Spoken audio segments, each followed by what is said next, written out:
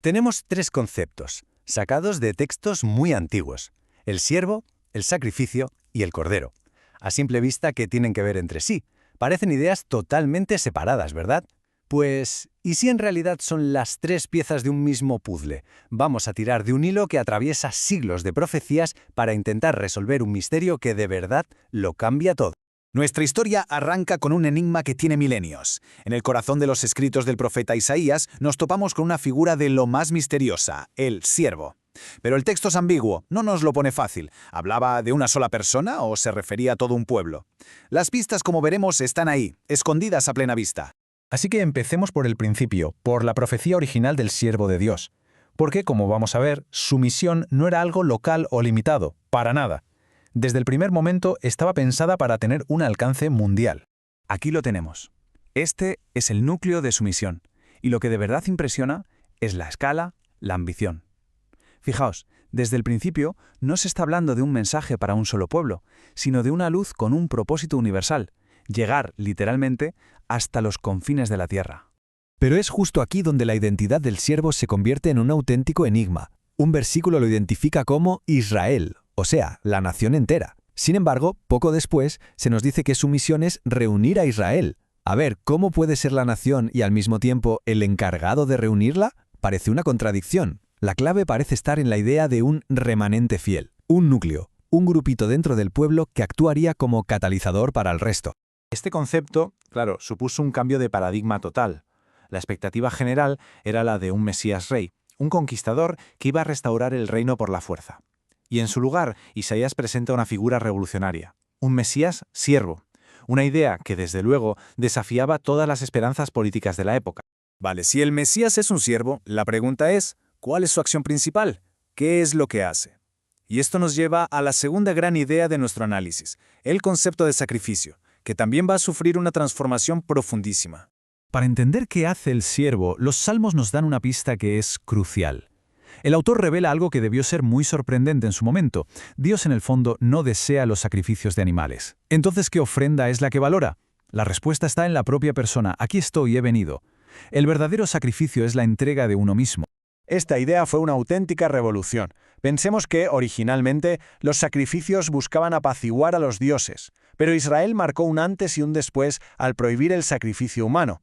Luego, los profetas insistieron en que el ritual, sin un corazón dispuesto, no valía nada. Y así el concepto fue evolucionando hasta llegar a su forma más pura.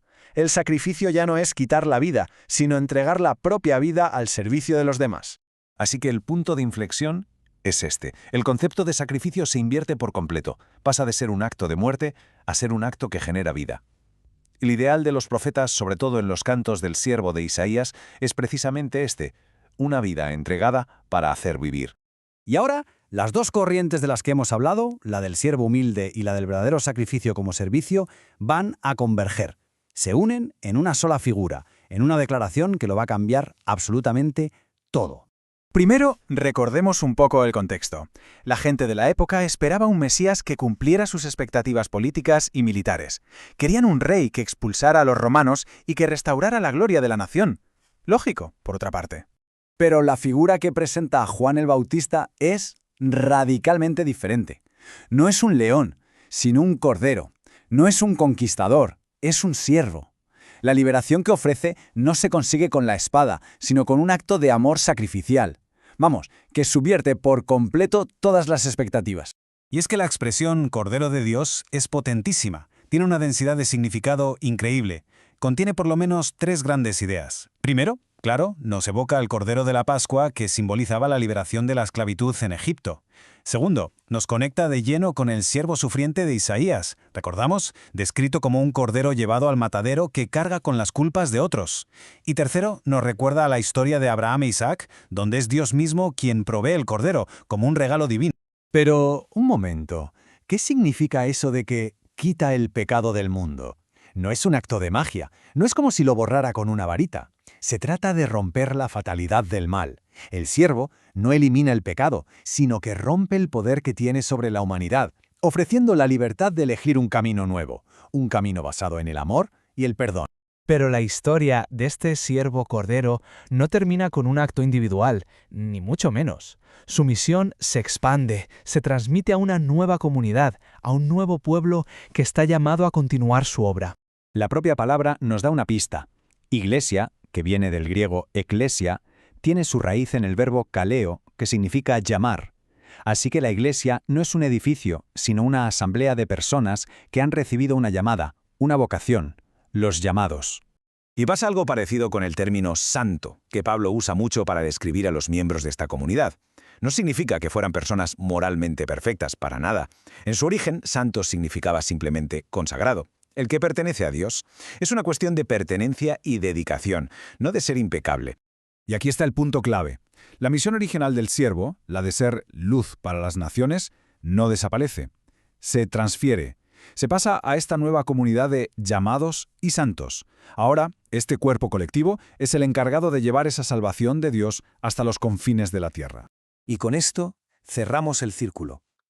¿Cómo cumple esta comunidad su misión tan grande?